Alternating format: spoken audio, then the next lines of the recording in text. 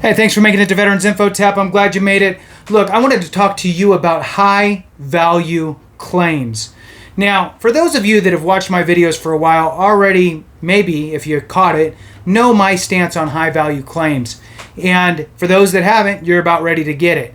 So high value claims to me is every claim that you qualify for, whether it's 10% or even a 0%, because that 0% claim could result in secondary conditions. So I'm going to dive into it a little bit. Hit the thumbs up for me, subscribe, share with a friend, all that good stuff. Helps the channel and it helps out our brothers and sisters out there because collectively we can push the word further out. Now, if you're not a member, consider joining. Really helps the channel. I appreciate it, and that little icon next to your name means a lot. All right, let's jump into it. So, high value claims, yes, of course they're important, right? Of course they are. Of course you're going to want to go after your 70% for mental health. Of course you're going to want to go after your 60% for GERD. Of course you want your 50% for sleep apnea because you have a CPAP, right? Maybe even your migraines are so bad you should get a 50%. Obviously all those are great things. But the reality is that for a lot of us, our high value claims that we actually qualify for, because that's the important piece, right? Who cares if you can get 50% for sleep apnea and 50% for migraines if you don't have sleep apnea and you don't have migraines, right? So you may only have a couple high value claims in your pocket. The reality, again, is many of us, now not all of us, there's always the exception to the rule. I mean, there's always the guy or gal that gets 100% with one claim. But for a lot of us, it's going to take more than one claim, one claimed condition. So what happens is that if you hyper-focus on only your high-value claims, then you may only end up with something sub 100%. And let's say, just to have the easiest example, right? I could give 1,000 different examples, and those that have watched for a while know I can keep talking, and I'm going to try not to. So I'll give one example. The one example here is you have all your conditions. You have 8 conditions. You file them all. Bam, everything comes back. 8 seems kind of like a lot for high-value claims. Whatever. Let's say it's 3 or 4 or whatever. So you file your claims, comes back, and you get 90%. That's pretty awesome. You're at 90%. But then after a few days, you start scratching your head going, man, I should be at 100. So then maybe you do a little bit of research and you realize that your total claims add up to 94%, but the VA rounds you down to the nearest 10. So now your 94 turns into a 90. What do you need to get to 100? That's right, 95. So you only need a tinnitus rating, a low value claim, right? So how important and how much value was that tinnitus claim? It was a lot.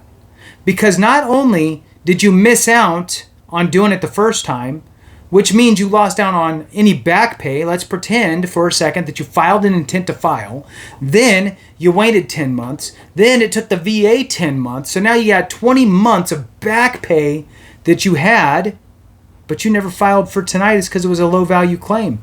You lost out on 20 months, which would be about $30,000 in additional back pay if you would have been rated at 100% that first time and got the 20 months. The difference between a 90 and 100 over 20 months is about $30,000. Huge, huge. My take on this has been and always will be, I don't care. High value, low value, no value, doesn't matter.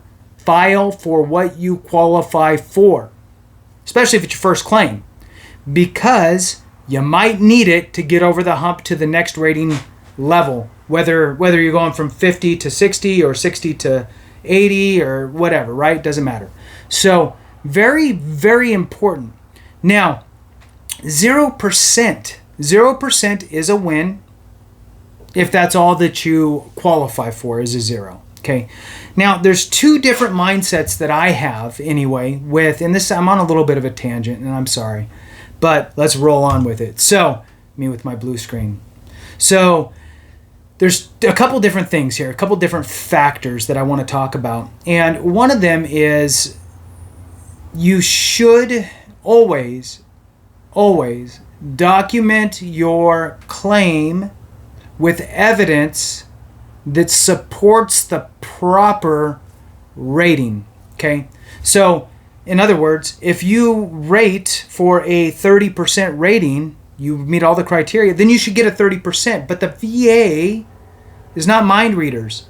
And you are most likely not going to know what they're looking for unless you take the time to figure it out, which is reading the schedule of ratings, printing it out because you're not going to memorize it, print it out, fold it up, stick it in your pocket, take it with you to your doctor, give it to your doctor, print it out again, stick it in your pocket, take it with you to the CMP exam, unfold it, read it, give it to that CMP examiner. You need to make sure that you are setting yourself up for success with getting the correct rating. There's not enough emphasis on this. The other people that talk about veteran benefits, I don't think that they talk about it enough. And I think that they should up it a little bit in regard to this piece of the pie.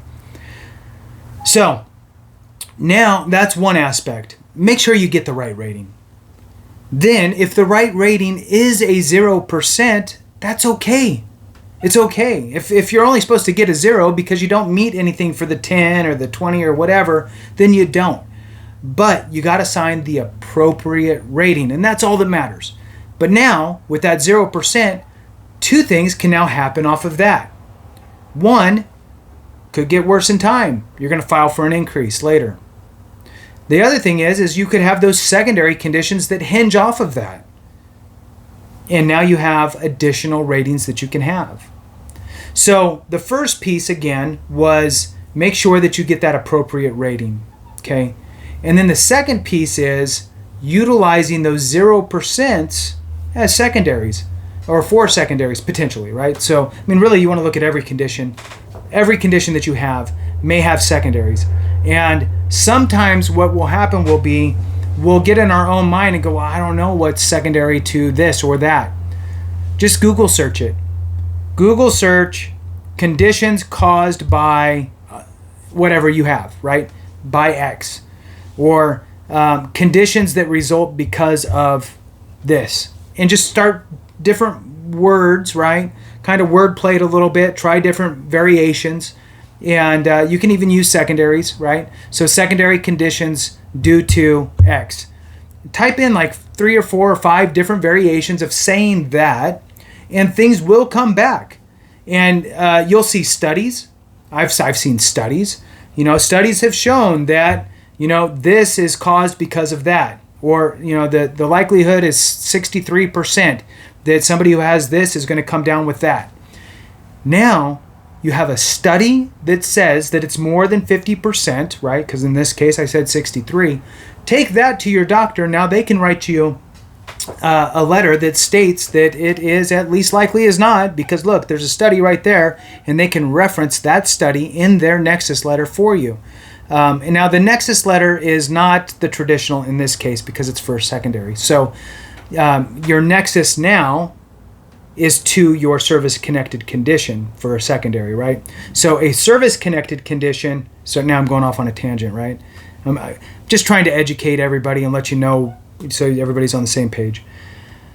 When you have a service-connected condition, it is nexused to your time in service in some way, shape, or fashion, right?